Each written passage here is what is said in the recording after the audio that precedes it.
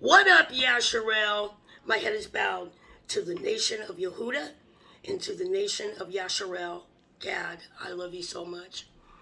My head is bowed to you. So today we're going to do 37, and I am so excited because we get to go to 38 and 39 next.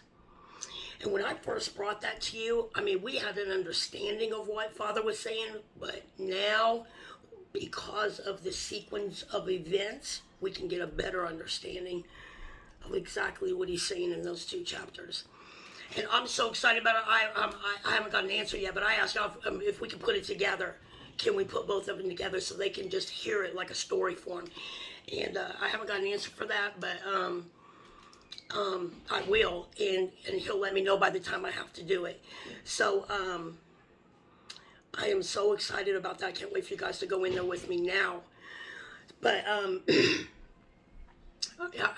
promise y'all that I will be more personal. And so I'm going to tell you a story, and then we're going to read this, okay? And this just happened just a few months ago. So and I want to tell you that I want to show you that whenever you call his name, he will hear you. I don't care what it's about. Nothing is minute with him when it comes to one of us. He comes immediately. So, and I'm going to prove it to you. I'm going to be his witness tonight as he asked me to be. So, I was washing the dishes, and we have this huge picture window. And one of my grandchildren came running in the kitchen and said, Gainey, there's a big bird coming across the street. He looks hurt really bad. So I'm a Gadite. We love animals and what y'all created, all life, even plants, trees. I don't care what it is. And a righteous man cares for the needs of his animals.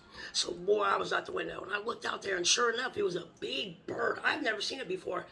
And I had seen birds flying in the sky, but real big birds, but I had never seen one close up like that. And he was right in the neighbor's yard, and we know the next door neighbor. So I see this bird, and I'm like, oh my goodness, it needs me really bad. So I told the children, I said, you look out the window. I'm gonna go see if I can get this bird to come to me. So I went out there barefooted, and I went running, and then I said, hey,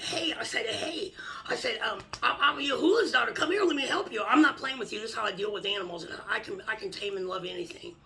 So he stopped, and I noticed that he was dragging his long wing, and it was hurt really bad.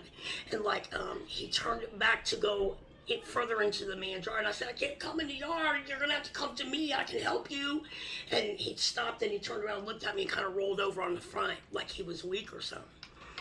So now, everything in me is saying, do this bird like the duck. You'll be in there 5 seconds. Run at a high speed. Grab this bird, roll over on your back, and then to your feet like you did the duck in the backyard. Stand up and bring him home in 5 seconds. But everything in me was saying, leave it be. So I didn't want to leave it be because, you'll find out when I went to Father. So I went back home, and I had my head down. I was like, oh my goodness, this bird is going to get tore up by something. He's going to be prey. And I could tell that he was hurt, and he didn't seem like he was afraid of me. He just kept going in his direction. And plus the sun was starting to go down. So I walked back home, and I walked in the door. Well, when I was walking back home, I said to myself, go to Father, just go to Father, go to Father now. So I went in the house. I told I couldn't get him, and I said, let's go pray. Let's go to Yah and see what, and at least put an angel on him so that he won't become prey after dark to an animal or somebody. And so we all gathered. We went to Yahuah, and we asked him. And I said, Yah, if you don't want me to take care of the bird, please send an angel to stand over it so it makes it through the night, and all the other ones that he's going to be down. Because, Father, you know he's going to be prey. And I had tears in my eyes. It really upset me.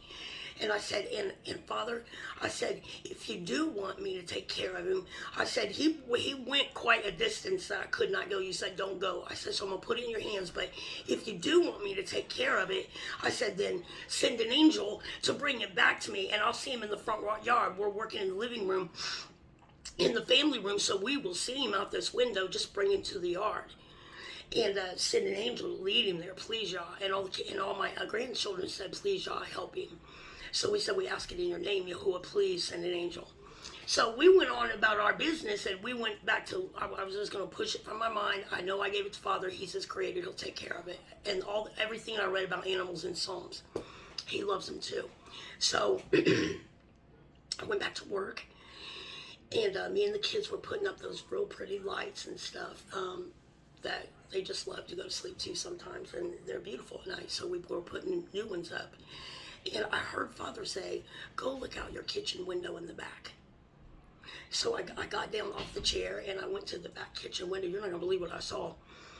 That bird, that huge bird, was coming across my patio and was going to my pond to drink, or pond in the backyard to drink. I'm not kidding you one bit. And I'm sitting here thinking, how in the heck did he get over the cattle gate? How did he get in here? And I'm like, and he's dragging his wing.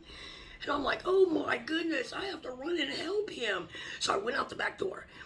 And my daughter, Miranda, was out there with me. And she said, what are you going to do? I said, I'm going to chase him down. I'm going to grab him up in my arms. I'm going to take care of him. And she said, do you see the beak and the horn on him? He will bite you. I said, he's not going to bite me. Yahuah said, they know us. They know who belongs to Yahuah, and they know Yahuah's name. I'm going to get this bird, Miranda. So I said, will you go get me a towel? So I went and got a towel. She went and got me a towel, and I brought it back, and I was on it. So everywhere he went in the yard, he's going like this, and I'm just, he keeps looking back at me. He can't go no faster because he's weak, and I knew he would break down. So I just kept at a fast walk right behind him, and finally he broke down over the bushes and gave up. I put the towel over him, scooped him up in my arms, and held him like a baby, and I was like, it's going to be all right. I'm going to take care of you. So I put him, we had this kennel that we just never used. So y'all showed me what to put in there to keep him dry, and I made him a nice nest with some hay, and he stayed in there, and he was real dry. And that for 2 weeks, when we got that rain, it was steady all the way through. I mean, winds like you wouldn't believe, and lightning and all that stuff, tornado warnings, but it never came near us. But we got the ass end of it. So he was right there in that kennel, and every day y'all would tell me to take him out just a little ball of hamburger fresh, and take him out 3 chicken thighs, and that will do him. And then in the evening, take him out 2 more, or not in the evening, but in the afternoon, take him out 2 more. And so that's what I was feeding him. And when I got him in the kennel for the first time, he was extremely weak. I could see that he was just exhausted from his journey wherever. So I put the chicken down. I heard y'all say, don't try to love on him. Let him rest. So I didn't do anything. I wanted to, but I didn't do anything. So I laid the chicken down, and I backed out, and I just left. And so every morning I went out there and took care of him. And every day, first of all, he started hissing at me. And I don't know if you ever, I found out that it was a turkey hawk. And I had never seen one up close, and they are kind of intimidating. They're a little scary, but they keep Earth clean from disease and everything. And so that's what I had, and I was excited about that. But after reading about him, I didn't want to hug him, but I did want to pet him. And for 2 weeks, I took care of him, and he stopped hissing at me. He stopped running at me. He would just watch me bring his food in, and I talked to him. I called him Gus, because that's what he reminded me of, grouchy and stuff. And the storms went by, and they went away, and I'm thinking y'all's going to give this to me for a pet, to take care of him, like some of the other things that he gave me. And I'm like, oh my goodness, it's going to be exciting. It's going to be exciting being friends with something like that. I'm just dreaming about it. Well, one day I get up, and I go out to feed him right before dawn, because they wake up at the crack of dawn. At any sign of light, he's up. And he would be walking back and forth, because he's ready to hunt. He's ready, or not hunt, but because they only eat things after they've died. So I heard y'all say, when I'm walking out there to his kennel, he said, this time when you give him his food, leave the door open. And my heart sunk. And so because I thought we were becoming friends, And I'm walking up to the house, kept my eyes down because I was tearing up and stuff. And I just said, hold it. Y'all's way is always best. Y'all's way is always best. And immediately I heard Father say, he'll be back. So I went in the house, and I got busy with the grandchildren, getting them up and getting them ready to go and start our day and stuff. And I went to the window, and I saw that there was like no movement in the cage, couldn't see him, or in the kennel.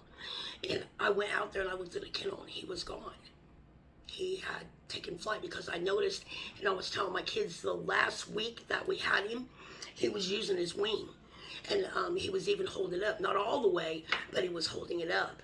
So I knew that y'all was healing him. But yeah, he took flight. But I mean to tell you, Yah said he will be back. Every evening, I'm not playing with you. You can ask my father.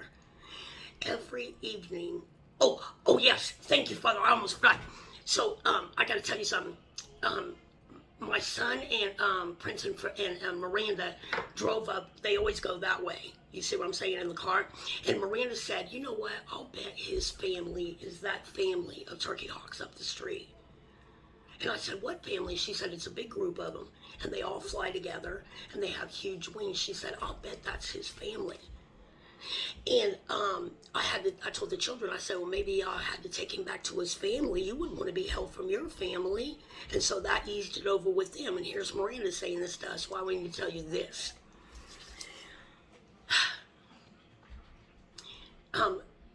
From every night since he took flight and left, it must have been his family, because every evening, right before the sun is getting ready to set, they will fly over our yard together.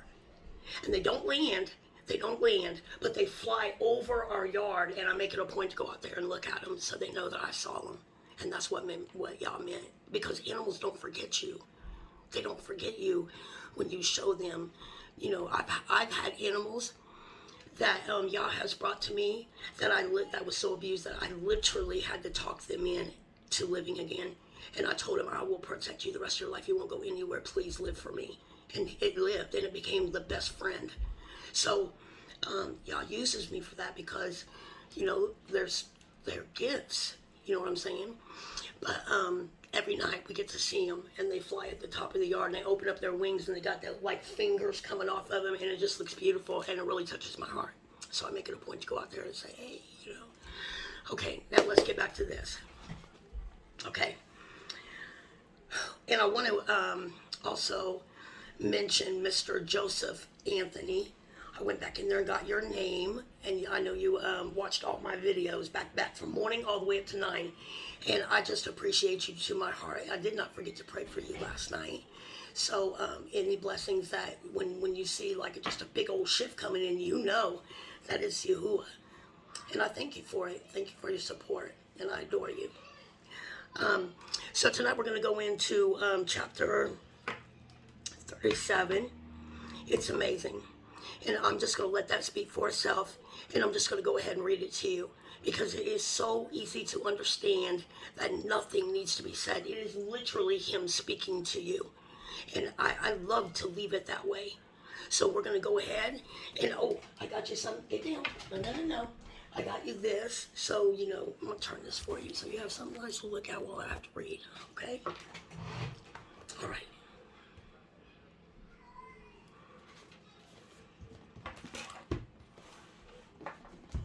Stand up for a minute. Scoot this back. All right. Let me adjust. Okay, I have to move my chair. Okay.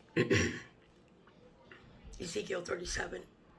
The hand of Yahuah was upon me, and carried me out in the Ruach, Yahuah, and set me down in the midst of the valley, which was full of bones, and caused me to pass by them round about, and behold, there were very many in the open valley, and lo, they were very dry.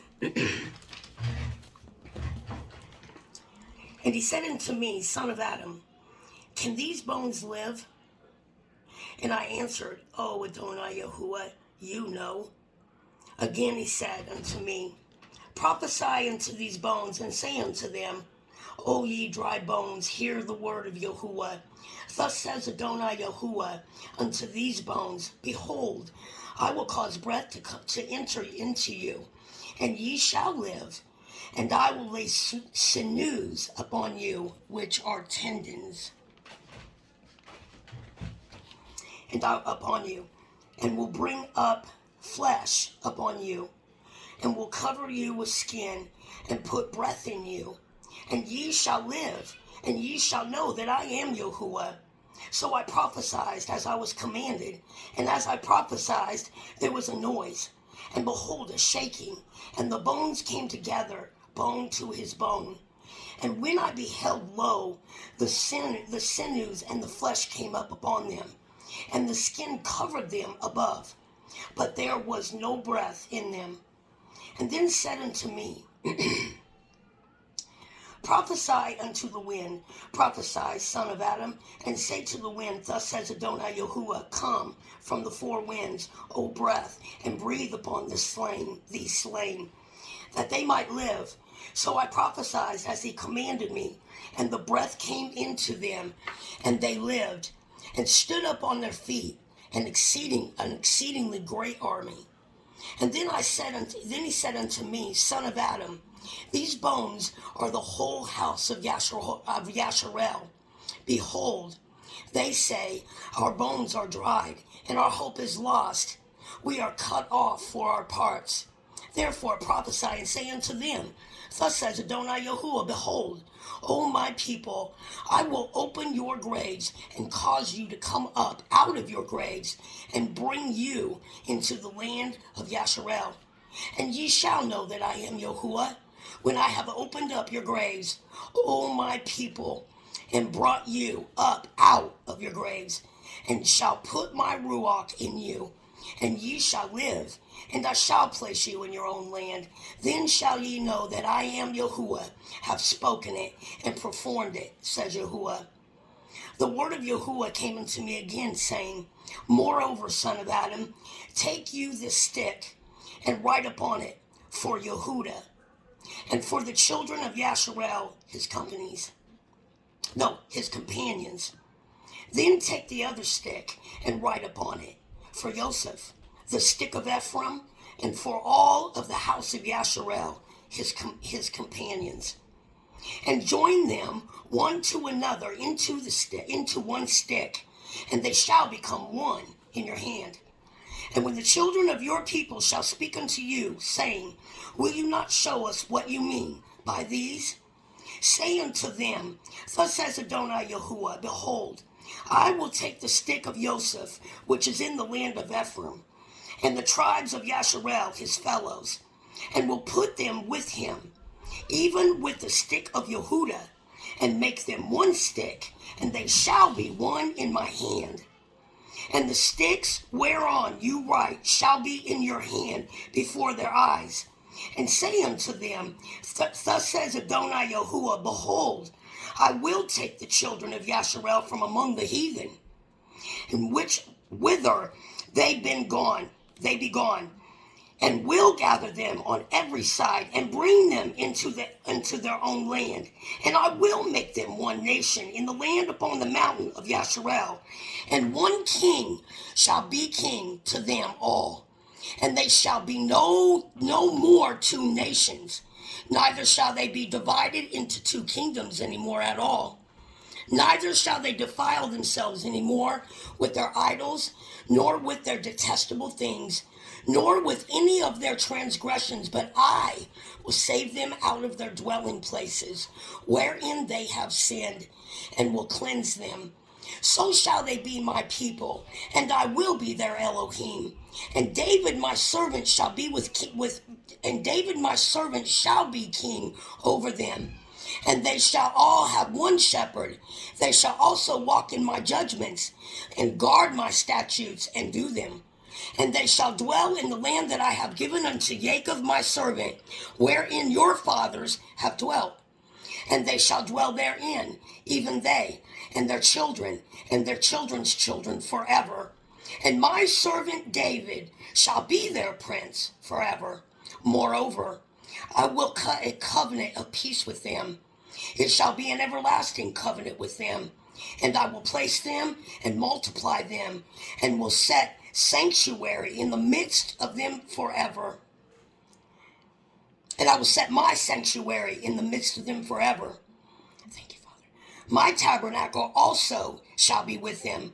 Yea, I will be their Elohim, and they shall be my people, and the heathen shall know that I am Yahuah. Do sanctify Yasher'El with my sanctuary, shall be in the midst of them forever.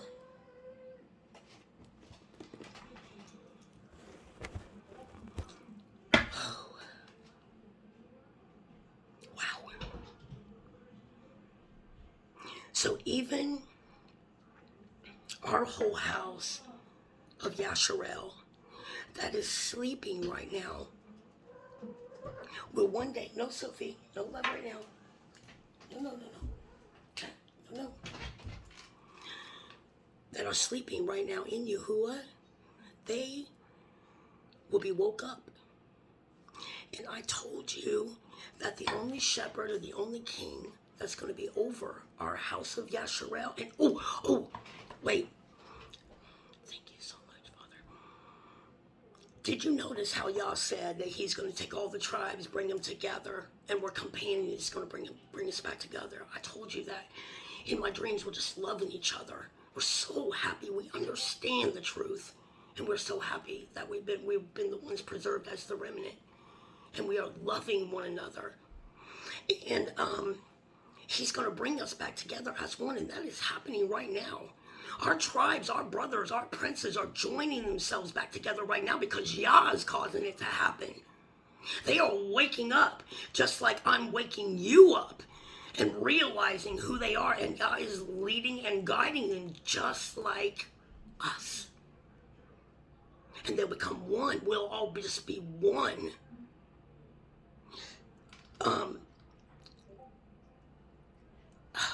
I mean, what can I say about this? What can I say?